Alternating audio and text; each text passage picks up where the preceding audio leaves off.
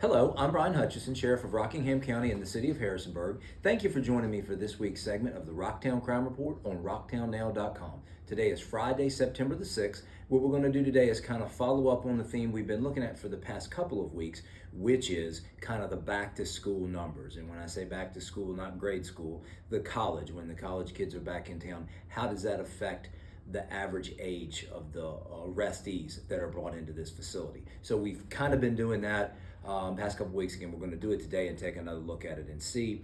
But just as a little bit of a review, as far as arrest numbers throughout the entire summer, really, they've been pretty consistent, right around between 85 and 95. I think the average is actually like 88 per week that we've averaged over the past 3 months or so. So the total arrest numbers have been consistent over the recent past. But what we're looking at is the average age. How has that changed over, again, really the past couple weeks? So let's go back to a graphic. We'll put a graphic up here now that we had on last week. We kind of modified it a little bit, and what we really did is kind of consolidated the ages into the three groups.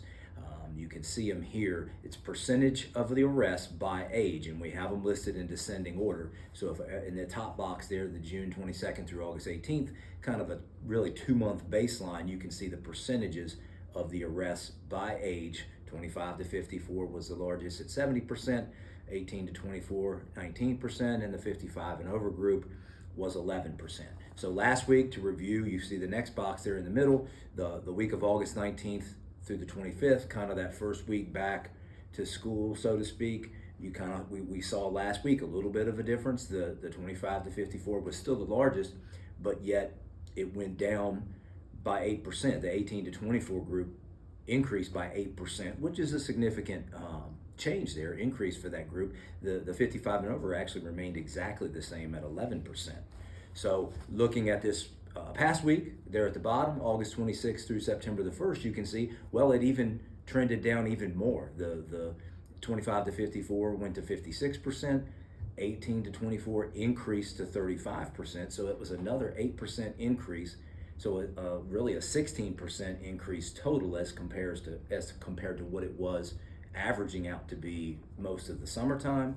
And really the 55 and over remained pretty consistent, 9% compared to 11, pretty consistent there. But what we saw is, again, I don't think it's shocking, but significant increase in the arrest numbers by percentage for that 18 to 24, the back to school group, kind of the theory we were testing to see. And again, not shocking, but a significant 16% increase, really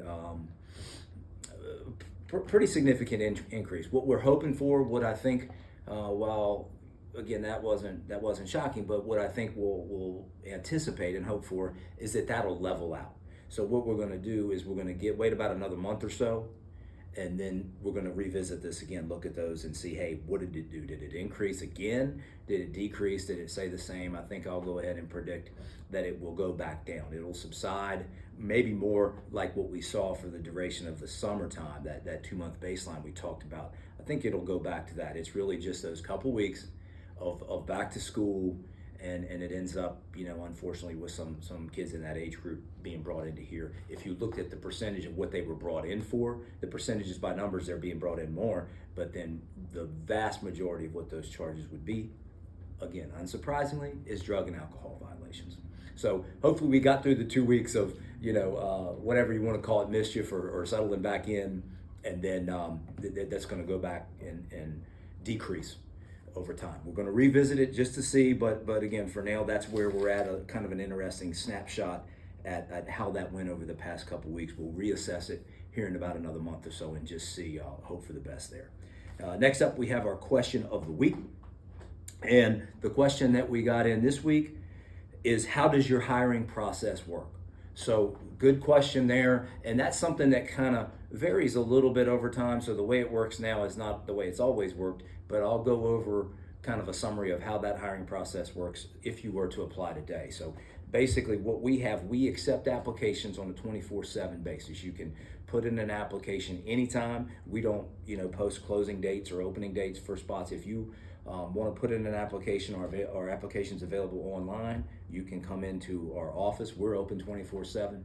You can get an application in anytime. And so It is a paper application because it has to be notarized. It'll end up being, if you get hired, it'll be end up being an important document in your official personnel file. So we do require it to be hand on paper versus electronic for that reason. But you can turn it in. Again, we're always open, so you can pick one up, turn one in anytime. And we have a couple notaries that work here. If you bring it in, we can notarize it for you and get that application in. So that's the first step. Get that thing in, complete and thorough, submitted. The next step would be an informal interview. Generally, way that'll work is with whatever. We have 3 divisions: the jail division, patrol division, and criminal investigations division. Most of our applications come into the jail division because you can put in for that and you really don't have any experience and no certifications. You can start in the jail, whereas for patrol or investigations, you're going to have some experience and certifications to start with them. So most we'll go over as if it were a jail application, because that is the most of the applications that we get. You'll get an informal interview with that captain for whichever division, but the division commander, you'll get an informal interview with the captain, kind of some questions, nothing too uptight or anything like that. It's very informal. And then if that goes well, we'll start a background investigation, use the application, use the information from the informal interview, follow up on some of that, check some of your references, do some record checks, criminal history checks and things like that. Any traffic problems you might have had, we'll do that background check on you. If all that goes well, the next step that we have will be the polygraph. You'll come in and take the polygraph test, a bunch of questions that you'll be asked there and go through. Sometimes there's follow-up questions that go with it, but if the polygraph test goes well, then pretty much that's our final step. After that point, you'll probably be back in to talk to the captain once again and talk about getting serious about a start date, making a job offer. Hey, what day can you start? And it'll be really talking about getting you a hire date. Once you're hired, the next thing, really, again, using the jail as an example, within a year, thereabouts, a little more, a little less, depending on the circumstances, but within that time, we would send you, we pay you to get trained at the academy. The academy that we're a member of is the Central Shenandoah Criminal Justice Training Academy. They're in Weir's Cave. Really, it's right next door to Blue Ridge Community College. We're a member of there, so that's where we send our deputies to get trained. We have several down there right now. I think we'll be sending another handful, 6 or 7, within the next week or 2. So you would go down to the academy to get trained, and you get jail certified as well as patrol certified. But you would go through that academy process to complete that, and then you would actually become certified once you get back here and complete a field training process. You got to pass all of that. It takes, depending on, sometimes it's a little quicker, sometimes it's a little slower, depending on the individual. But once you complete the academy, complete the FTO process, now you're a fully certified deputy.